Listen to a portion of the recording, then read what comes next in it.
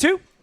Welcome back. WNST Towson, Baltimore, and WNST Baltimore Positive. No one more positive than me. So I'm a Baltimore City resident with a Baltimore County business in Baltimore County in Catonsville with the Howard County Executive. It's about as regional as it gets. Right? We are come together right now, right? Somewhere around here we got the Beatles. There we go. Come together. There you go. Right? There you go. Hey, we got Aretha. We got John. We got John Lennon behind us. All right. So when we left off with Howard County education, all that stuff. But I keep looking up at the TV and I keep seeing impeachment. And Don, to set it for folks, we're here. This will go up in about a week, but we're here the day after the House of Representatives. Yeah, maybe by the time you're hearing this, things have changed. We can only hope. I know part of what you do, and you've been involved in teaching classes on ethics and government, and it's that part of public service has been a passion of yours. So it's impossible for us to have elected officials on and not say to you, what do you make of what is happening in Washington right now? I told Nestor the most disappointing thing to me, Mr. Exec, the past 24 hours has been to watch my friends and some family members who are Trump supporters truly embrace what I'll call their Fifth Avenue moment when the president said, I could shoot somebody in Fifth Avenue and my supporters won't care. I feel we're at that moment now. And as someone who's involved in ethics and leadership, what's your take on what's happening? Yeah, it's quite unfortunate. I think that our country is quite divided. And, we have so many big issues to address, so many people who are struggling, who are hurting, who are suffering. And I think that we need significantly better leadership, especially from our president, focused on the issues that really matter. And, it's a sad day for all Americans, I think. We have an information problem, don't we? I mean, when it really comes down to it, we have where we get our information, who we trust with. It really does go back to the root of that. So when on the day after impeachment, when you say you have friends, I don't keep those friends anymore. I just cannot make that argument anymore. But you say your friends believe the real lies. They believe the president. He said he did it. I mean, you know what I mean? Yeah. He said he did it, and now that's not so bad. But at the moment, it seems to me, and we'll move on from this important Howard County things to talk about. Seems to me that what he's been able to do is to take a group of his supporters, and when he says there's nothing to see here, they move on. So there's not any document or any evidence, it seems to me, that's going to be able to be put forward that's going to change their mind. Because for them, it purely is, I have to support the president. It just seems that's where we are. I want to take this to you and Barack Obama and watching him and channeling him at various points yourself. Thoughts about why you ran and Trump running the country, maybe would the election have turned you to doing something else with your life other than being – because I'm finding more and more people, including this guy, moving toward Baltimore Positive. I've done sports my whole life. I can't wake up every day in this country, see my city get run. That's the reason I'm here is because he's running the country and our city's on the struggle, and someone should be picking up a spear and talking about it, picking up a torch for the city. And I would think – what has motivated you to get into this position? Barack Obama had to have a huge impact on that. In the same way that Trump's going to have the reverse impact of getting other people involved. Right. Well, I think you're right in that, I love the Baltimore Positive. I think right now we have a country where it feels very dark. It feels oftentimes very lonely, very cold. And having a positive conversation that adds a little light, adds a little warmth, adds a little comfort, connects people. That's what we need now more than ever. Okay, we'll leave the president behind. We'll lower our blood pressure. I've been told, I've read a little bit, I've talked to some of your staff, your new moniker is going to be, this is a county executive who cares about bees and trees. So our folks are driving around. They're in their car. They're in their car and they're saying, bees and trees. Tell us why we should care about bees and trees. Well, bees who are pollinators are responsible for 1 in every 3 bites of food that we eat. And so we need to protect them. We need to make it so that we have food and an environment for future generations. So a couple things we've done in Howard County is we've actually created 55 acres of pollinator-friendly meadow. We've established monarch way stations. We've been working with researchers from the Patuxent Wildlife Research Center to conduct bee surveys, and I'm going to be pre-filing today. So it'll be, I guess, once it gets filed, the story gets out, some anti-pesticide legislation to protect on county-owned property use of pesticides that not only impact bees negatively, but also impact our health. I like that, because I eat the food that's in the soil here. Right. I'm an organic dude. My wife's had cancer twice. I know all about the bee thing. I have a dear friend of mine that's really studied bees. My father-in-law, who lives in New Hampshire, has, he's 70-something. He's got a lot of he loves the bee, so he's gotten involved in beekeeping as well. I think that's hit the internet in a good way, right? Yeah. That's been an information thing, that this is the most important creature we have flying around. Exactly. Even though I hated him when I was a kid. You know Right, what I mean? didn't we all? We all hated him as kids, but we forget how important it is. I mean, climate is, at the forefront of your message, and obviously where we are. I saw Greta Thunberg this week and what she's taken on. I am amazed that this can be an argument. That this can be an argument as it's 90 degrees today here in October. Well, that's the science is clear. That's what I want to ask the county executive. I think we all look for issues that can bring us together. We talked about it in an earlier segment, that can unite us. As you get around, and we need to have you talk a little bit more about what Howard County is today. In other words, it's a lot of different things. But when you go around the county to different constituents, is an issue like bees and trees, is that a uniter? Is that one that everyone gets?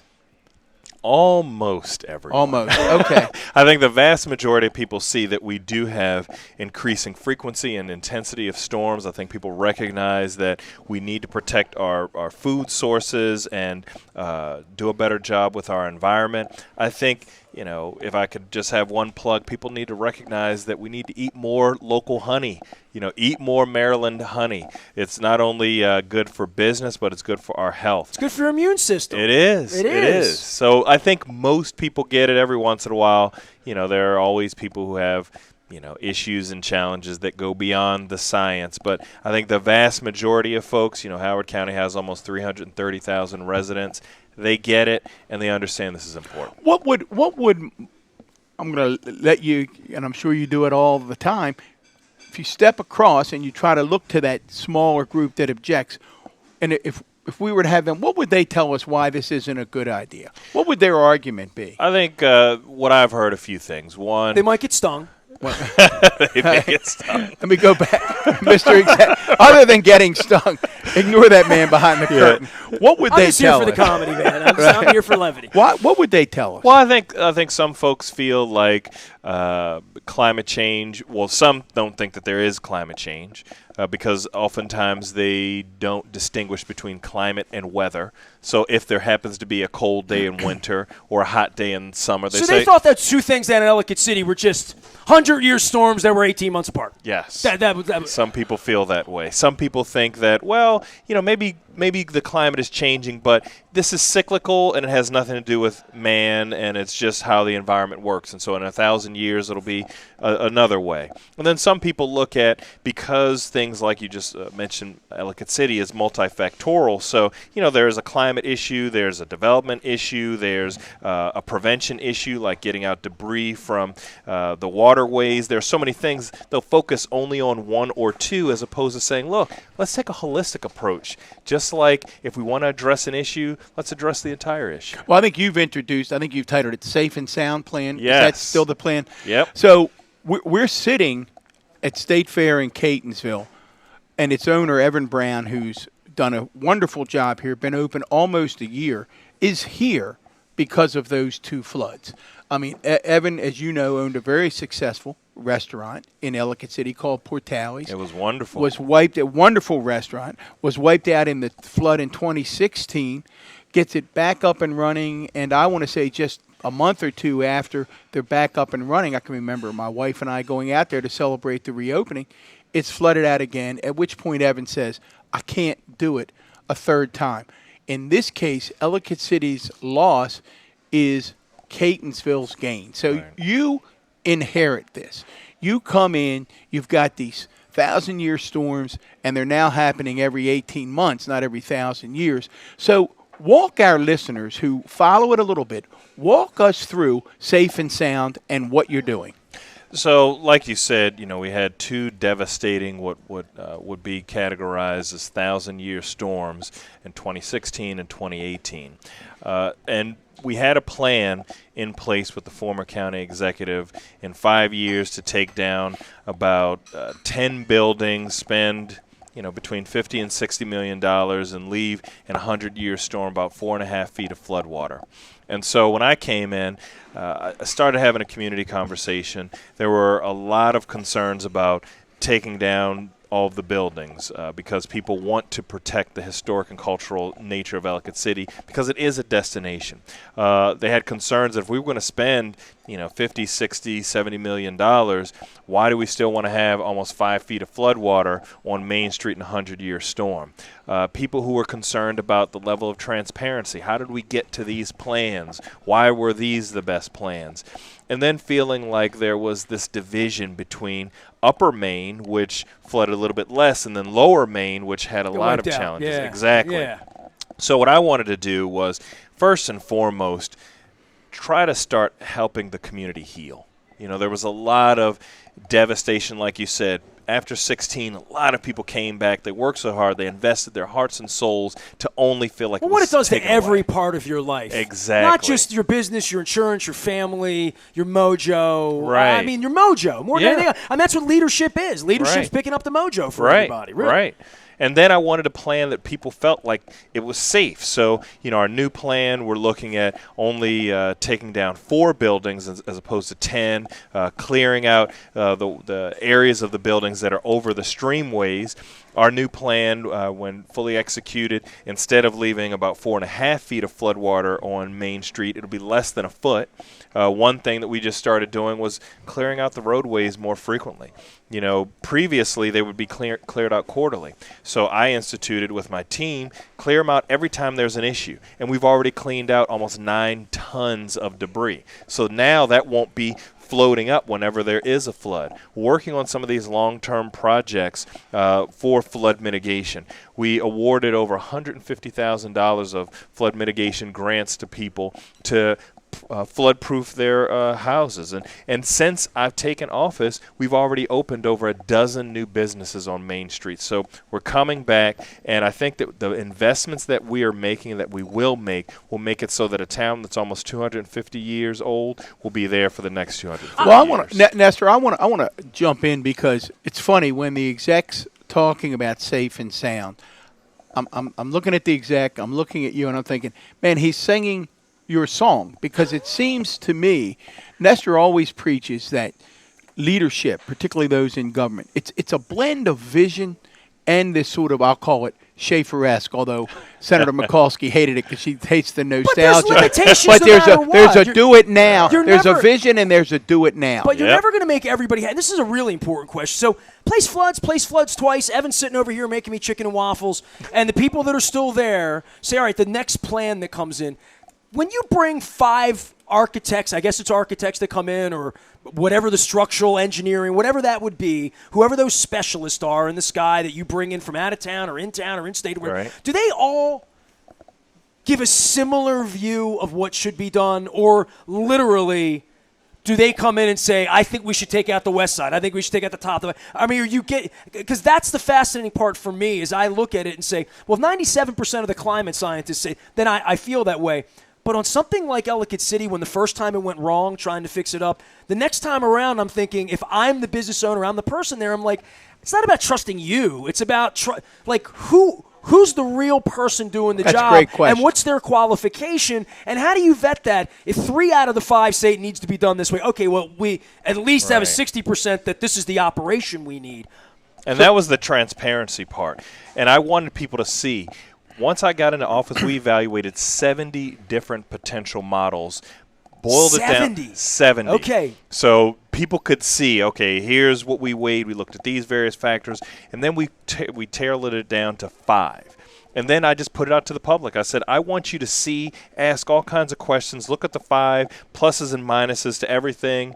And then I picked one plan so that people could see, oh, well, that's how he took all of these different factors, all these different evaluations. What are the thresholds? And then this is the plan that will actually make me feel safe. Our best chance. Exactly. Our best chance. So best chance. as we get then, because we have a lot of listeners who are driving around who are Howard County residents, they know Ellicott City, particularly Main Street, like the back of their hand. So I want to try to articulate for them exactly where the plan is now. So right now, we're talking on Main Street. We're talking about starting from the bottom where the Phoenix is, and then up 4 buildings. Is that the plan? Yes. So from the Phoenix and then 4 buildings. When they come down, then what happens where those 4 buildings were? So we're going to have to go through what's called a Section 106 process, which is whenever you have to take down buildings that are historic in nature, you have to go through that. We are moving as quickly as possible. We are still doing, like I said, getting rid of some of the debris at the lower level. We are working on our expression of interest for some of the bigger projects, and then they're going to go into the field for some of the flood mitigation up higher at the higher up the street. And then we have like high ground access points. We have emergency alert that we put in. And so we're trying to really take this holistic approach, not only taking down those very few buildings as we go through the process, taking off the backs of some of the other buildings that are over the stream channel, excuse me, because that clogged the channel and made those buildings less safe. So we at the bottom, eventually when safe and sound, and what's the time frame? I guess we should ask, what's the time frame when folks might actually see things happening along Main Street? People are seeing things happen every day. We actually have a Facebook site that we post almost daily on what the progress is, and to channel, as you just alluded to, Schaefer, the time is now. Where do people follow this on Facebook? It's EC Safe and Sound. EC Safe. So we'd encourage those of you who are Yes. we get a lot of questions about Ellicott City. Now, I know we have to wrap up and we want to come back. We want to talk Kerwin. We want to talk transportation. But before we do, certainly in those discussions when you were meeting with the public, there was concern about Howard County development and how it contributed to what took place. As you've gotten in and you've dug down, what's your take on the need for new development regulations, the role that development played? You can't go back. This is sort of your fracking issue to some degree, right? What do we do? What do we do going forward? Development actually, I think, does play a role. And so I actually have legislation right now before the council, 2 pieces of legislation, one which will greatly improve development regulations, and the other which will increase the fees in lieu. So we are going to go from about $72 per square foot to $72,000 per square foot to We're looking it up. We'll get back to it. Trying to get the so numbers we'll come right. back to it. We want to get the numbers quote right. You, Yes. You got to get every number right. It's not a problem. So we are actually dramatically increasing the fees and lieux and dramatically increasing how people develop whenever they are able to develop. And the fees and lieux will be of last resort. So that now, from now forward, we're not going to have the kind of development that happened decades ago that really didn't take into account the environment. So good things happening. Progress, safe and sound. Follow it. EC on EC Safe and Sound. Yep. EC on Safe and Facebook, Sound. you can stay apprised of it. We're going to have one more segment. We're going to talk Kerwin. We're going to talk transportation. Lots of good things happening in Howard I've learned a lot County. about Kerwin, so this is one of my favorite Aren't we topics all? because County Executive Calvin Ball. we're back at State Fair. We're Baltimore Positive, WNST Towson, Baltimore, and WNST.net.